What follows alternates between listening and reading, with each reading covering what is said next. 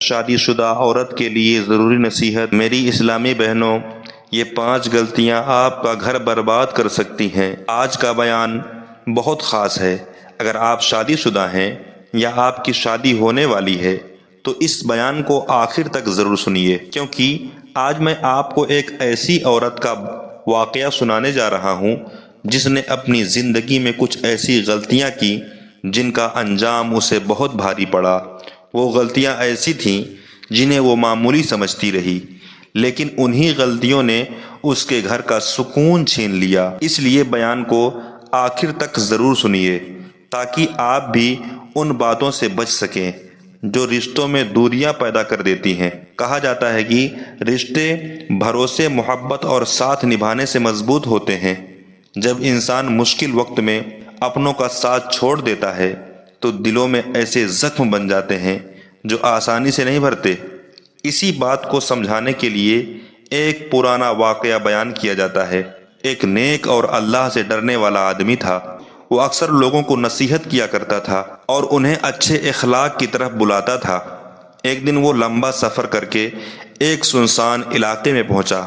سفر کی تھکان بہت زیادہ تھی، اس لیے وہ ایک بڑے پیڑ کے نیچے بیٹھ گیا۔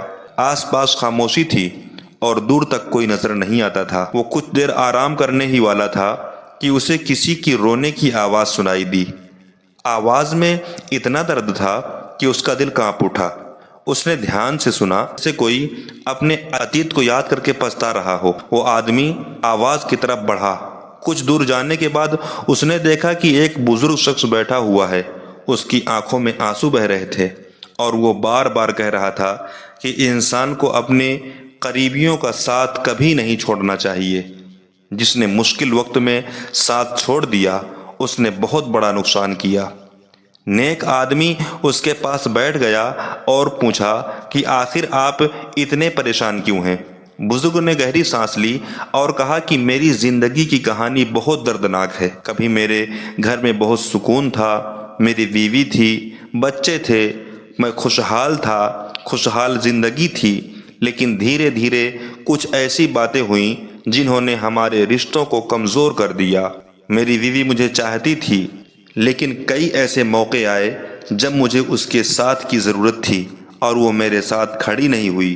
ان لمحوں کی تکلیف آج بھی میرے دل میں باقی ہے۔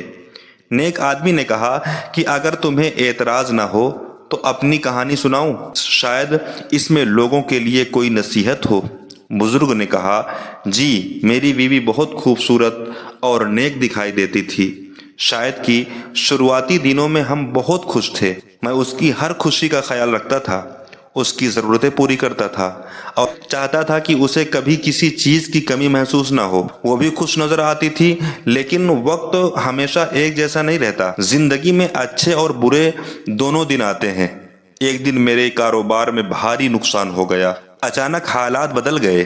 میں بہت پریشان تھا۔ مجھے امید تھی کہ میری بیوی مجھے ہمت دے گی اور کہے گی کہ فکر مت کرو، ہم مل کر ان مشکلوں کا سامنا کریں گے، لیکن ایسا نہیں ہوا۔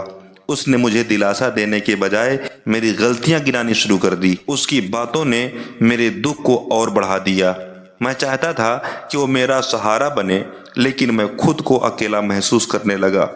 وقت گزرتا گیا۔ کچھ سمے بعد میں بیمار پڑ گیا۔ بیماری ایسی تھی کئی دنوں تک بستر سے اٹھ نہیں سکا۔ اس سمے مجھے اپنے گھر والوں کا پیار اور دیکھ بھال کی ضرورت تھی۔ میری بیوی میری سیوا کرتی تھی، لیکن دل سے نہیں۔ کئی بار ایسا ہوتا کہ میں اسے آواز دیتا اور وہ میری ضرورت کو معمولی سمجھ کر ٹال دیتی۔ میں سوچتا تھا کہ زندگی میں سب سے زیادہ ساتھ تو وہی دے گا جو سب سے زیادہ قریب ہے، لیکن میری امیدیں دھیرے دھیرے ٹوٹنے لگیں۔ پھر کچھ سال بعد حالات اور بدل گئے۔ کبھی جو گھر خوشیوں سے بھرا رہتا تھا وہاں آرتھک تنگی آنے لگی۔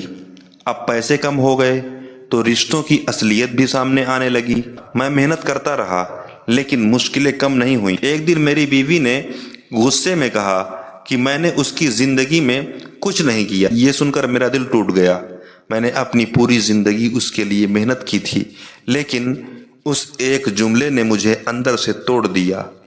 انسان کے لیے سب سے زیادہ تکلیف تب ہوتی ہے جب اس کی کوششوں کی کوئی قدر نہ کی جائے۔ اس سمے بعد ہماری زندگی میں ایک اور بڑا دکھ آیا، ہمارے پریوار پر غم کا پہاڑ ٹوٹ پڑا۔ اس مشکل گھڑی میں ہم دونوں کو ایک دوسرے کا سہارا بننا چاہیے تھا، لیکن ہم دونوں اپنے اپنے دکھ میں اتنے کھو گئے کہ ایک دوسرے کی ہمت نہیں بن سکے۔ اس دن مجھے احساس ہوا کہ رشتے صرف خوشیوں میں ساتھ رہنے کا نام نہیں، بلکہ دکھوں میں ایک دوسرے کو سنبھالنے کا نام بھی ہے۔ اس کے بعد ایک اور ایسا واقعہ ہوا جس نے میرے دل پر گہرا اثر چھوڑا۔ کچھ لوگوں نے میرے بارے میں غلط باتیں پھیلانی شروع کر دی۔ انہوں نے ایسے الزام لگایا جن کی حقیقت سے کوئی تعلق نہیں تھا۔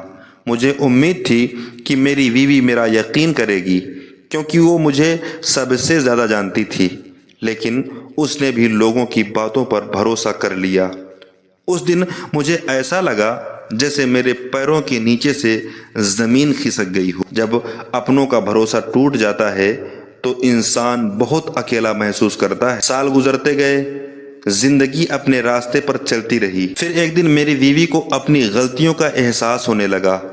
اس نے محسوس کیا کہ کئی بار اس نے جلد بازی میں فیصلے کیے، کئی بار اس نے اپنے شوہر کے جذبات کو نہیں سمجھا، اور کئی بار اسے وہاں ساتھ دینا چاہیے تھا، وہاں وہ پیچھے ہٹ گئی۔ اس نے توبہ کی، اپنے رویے کو بدلا اور رشتے کو بہتر بنانے کی کوشش کی۔ اس نے اپنے شوہر سے معافی مانگی اور کہا کہ انسان سے غلطیاں ہو جاتی ہیں، لیکن سب سے بڑی بات یہ ہے کہ وہ اپنی غلطی کو پہچان لے۔ اس کے شوہر نے اس کی بات سنی۔ پہلے تو اس کے دل میں پرانے زخم تازہ ہو گئے، لیکن پھر اس نے سوچا کہ اگر اللہ اپنے بندوں کی توبہ قبول کرتا ہے تو انسان کو بھی معاف کر دینا چاہیے۔ اس نے اپنی بیوی کو معاف کر دیا۔ اس دن اس کے گھر میں ایک نیا سکون پیدا ہوا۔ دونوں نے مل کر فیصلہ کیا کہ اب زندگی کے ہر موڑ پر ایک دوسرے کا ساتھ دیں گے۔ اس واقعے سے ہمیں یہ سبق ملتا ہے کہ شادی صرف ایک رشتہ نہیں بلکہ ایک ذمہ داری ہے۔ شوہر اور بیوی دونوں پر ایک دوسرے کے حق ہوتے ہیں۔ جب ایک پریشان ہو تو دوسرا اس کا سہارا بنے، اور جب ایک بیمار ہو تو دوسرا اس کی دیکھ بھال کرے۔ جب ایک پر الزام لگے تو دوسرا اس کا بھروسہ نہ چھوڑے۔ جب گھر میں تنگی آئے تو دونوں مل کر صبر کریں، اور جب کوئی غم آئے تو ایک دوسرے کا ہاتھ تھام لیں۔ یاد رکھیے، رشتے محبت سے بنتے ہیں لیکن بھروسے اور ساتھ نبھانے سے چلتے ہیں۔ جو لوگ اپنے قریبیوں کا ساتھ دیتے ہیں ان کے گھر میں سکون رہتا ہے، اور جو لوگ چھوٹی چھوٹی باتوں پر ایک دوسرے کو اکیلا چھوڑ دیتے ہیں وہاں دوریاں پیدا ہو جاتی ہیں۔ اس لیے ہمیں چاہیے کہ ہم اپنے گھروں کو محبت، صبر، رحم دلی اور اچھے اخلاق سے بھر دیں۔ اللہ تعالی ہم سب کو اپنے رشتوں کی قدر کرنے، ایک دوسرے کے حق ادا کرنے اور مشکل وقت میں اپنے اپنوں کا ساتھ دینے کی توفیق عطا فرمائے۔ آمین ثم